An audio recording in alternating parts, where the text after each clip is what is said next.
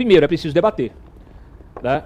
Esse negócio do STF, primeiro está errado o STF usurpar a competência do Legislativo, que é onde deve haver o debate. Depois, pior ainda, quando o STF atropela o debate público, se antecipa o debate público para tomar decisão. Lembrando que nós temos 11 ministros que acham que tem voto. E eu desafio os 11 a se candidatar a vereador. Eu desafio os 11 a se candidatarem a vereador. E agora eu estou muito tranquilo, porque eu recorro sempre a uma fala do Zé Disseu. Porque o Zé Disseu disse o seguinte, que judiciário no Brasil nem deveria ser um terceiro poder, porque você tem dois poderes que são eleitos pelo voto e um terceiro poder que é delegado, que é indicado, as pessoas são indicadas pelos outros dois poderes. Então ele acha, o Zé Disseu acha um absurdo que o judiciário esteja no mesmo nível do legislativo e do executivo. Então assim, se vocês não estão gostando, pergunta para o Disseu, ele tem a explicação.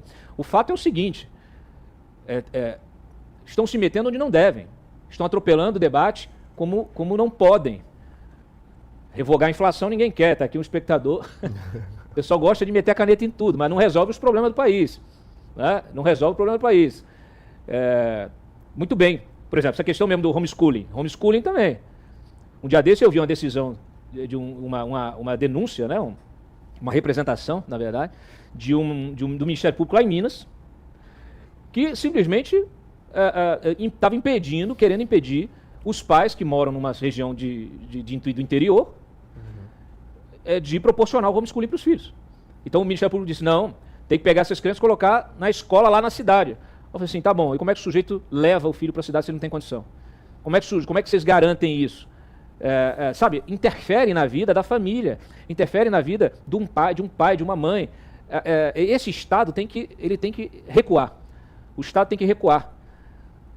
Não é possível que isso continue assim, porque a gente precisa ter uma sociedade livre. Livre. O que a gente procura fazer, junto com outros vários pesquisadores em outras áreas, é mostrar a importância de que as políticas públicas sejam baseadas em evidências. Sim. E quando a gente fala em política pública baseada em evidência, a gente pode chegar à conclusão que não é necessária aquela política pública, que não é necessária aquela intervenção do Estado. A própria dinâmica social já satisfaz. Então o homeschooling é uma hipótese. Para você entender que o homeschooling ele não funciona, você primeiro tem que comparar os resultados. Sim. Né, de como as crianças, os jovens que são educados nesse sistema, nessa dinâmica, quais resultados eles alcançam nesses exames que podem nivelar, e podem, de certa forma, aferir a qualidade da educação. Então a gente não tem como comparar porque as políticas públicas no Brasil, em regra, infelizmente, não são baseadas em evidências. A insignificância aplicada pelo STJ no caso do contrabando de cigarro nada mais é do que um tribunal ocupando o espaço de realizador de política pública na área da política criminal. Sim. Afinal de contas, a lei já autoriza, já deixa uma margem de discricionariedade muito grande para os juízes. O juiz, na hora de condenar alguém, eles têm uma margem de pena mínima e pena máxima para transitar ali, levando em consideração os elementos que eles entenderem adequados e que a lei estabelece. Culpabilidade, antecedentes, uma série de coisas. Mas parece que isso não é o suficiente. Ao judiciário ainda existe a necessidade de não só reduzir as penas, mas também descriminalizar condutas. E isso daí, na minha visão, acho que a gente conversou sobre isso, é uma usurpação do poder legislativo, das atribuições do poder legislativo, que tem legitimidade democrática para tanto. Ô Cláudio, ainda tem um detalhe importante que o Felipe colocou muito bem aí.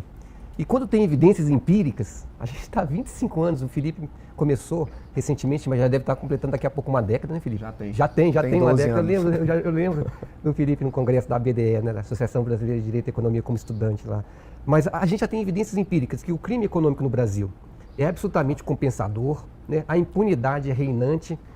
Quando você pergunta para os delinquentes o que eles mais sentiram, a perda moral, ou seja, eles estarem na testa deles escrito, eu sou bandido, eles não estão preocupados com a intensidade da pena, com custo de oportunidade, custo operacional, e a probabilidade de ser preso. Então eles estão preocupados com a perda moral. E aí a gente apresenta esses trabalhos há 25 anos e aí me desculpem, o STJ ou STF nem entra aqui e sai ali. Não, teve uma vez só que eu fui no STF, um evento, foi em 2019, que eu fui lá dar uma palestra. Tudo bem, mas assim, 2019 para cá, eu acho que a segurança pública piorou. Piorou. Sim, então, piorou. quando a gente tem evidências empíricas bem contundentes, trabalhos feitos norte a sul, leste a oeste, mostrando que o crime econômico compensa, e agora a gente está mostrando que o contrabando mais ainda, aí as pessoas não ouvem. Mas aí está eu estou vendo aqui, inclusive no celular, algumas pessoas estão falando, não, o STF ele se mete onde não deve e não ouve as evidências empíricas. E quando tem as evidências empíricas, ele também não ouve. Acho que uma das coisas mais chocantes, Cláudio, que eu descobri há pouco tempo atrás, né? Eu venho tentando escrever sobre isso para revelar para a comunidade científica, é como tanto os tribunais e o próprio CNJ, que é um órgão do judiciário que paira ali em cima de todos os tribunais, o Conselho Nacional de Justiça, vem orientando os juízes brasileiros em cima de dados extremamente discutíveis. Um deles é o seguinte, é sempre dito que a população carcerária brasileira é a terceira maior do mundo. Sim. Mas esse número é em números absolutos. Se você pega números relativos, ou seja, número de presos para cada 100 mil habitantes, a gente cai e fica atrás do Chile e do Uruguai.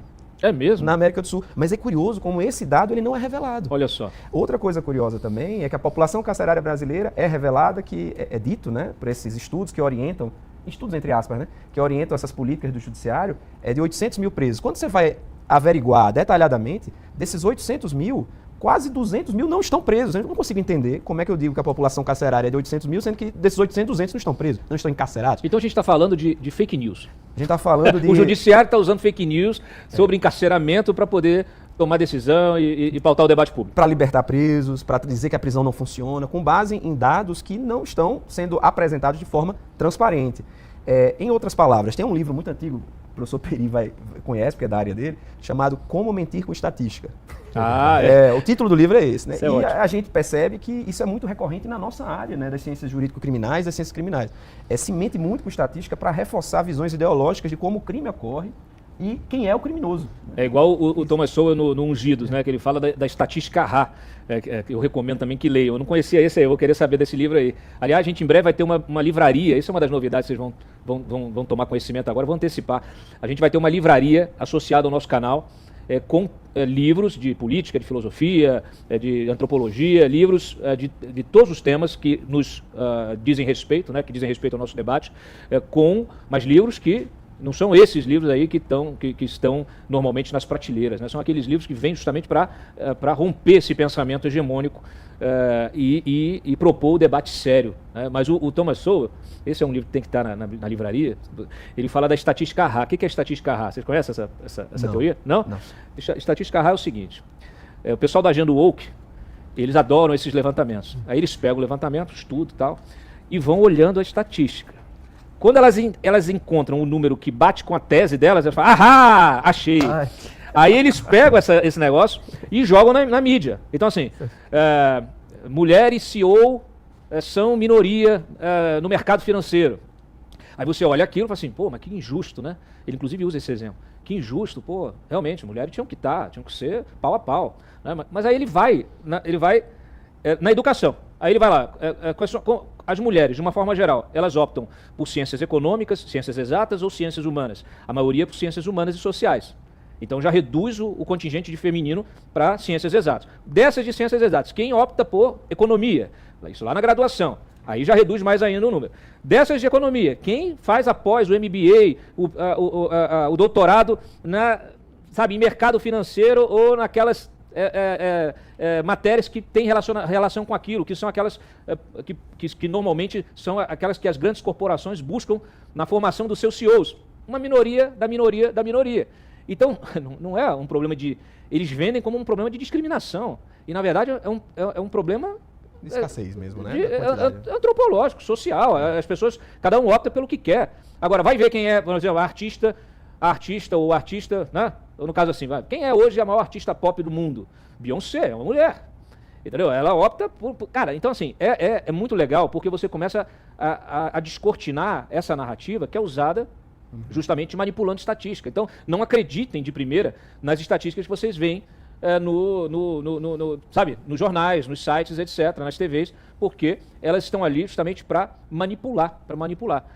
O Antônio Rizério, que é um antropólogo importante aqui do Brasil, ele é também nada contra a corrente pra caramba nesse discurso aí do movimento antirracista, né? Porque a gente tem um movimento antirracista histórico, inclusive nos Estados Unidos, um movimento antirracista conquistou muitos dos direitos civis num movimento importantíssimo a partir da década de 60, e hoje muitos acadêmicos analisam essa agenda woke e dizem o seguinte, olha, a agenda woke está destruindo as conquistas sociais e políticas do movimento antirracista histórico.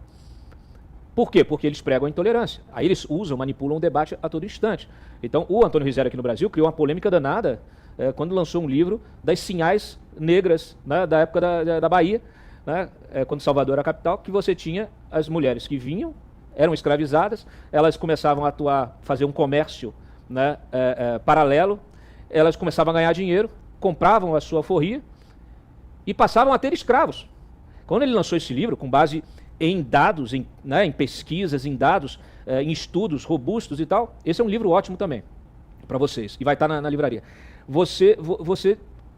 Quando ele publicou isso, esse pessoal do movimento antirracista, o woke, achou um absurdo, tentaram cancelar ele. Ele acabou saindo da Folha de São Paulo, onde ele era articulista. Quer dizer, cancelaram ele do debate público porque ele desafiou essa narrativa. Assim, quer dizer que não pode. Você não pode ter assim, a negra que ganhava dinheiro, comprava joias, se enfeitava toda e comprava escravo. Aí ele vai lá na história da África, dos países africanos, dos reinos, né, africanos, e mostra que os africanos escravizavam os próprios africanos, nas disputas que eles tinham entre os reis. Então, assim, estou aqui dando só uma palhinha de como é importante a gente ter gente lúcida nesse debate para poder justamente romper com as narrativas e olhar as estatísticas do ponto de vista realmente real, dos dados, né?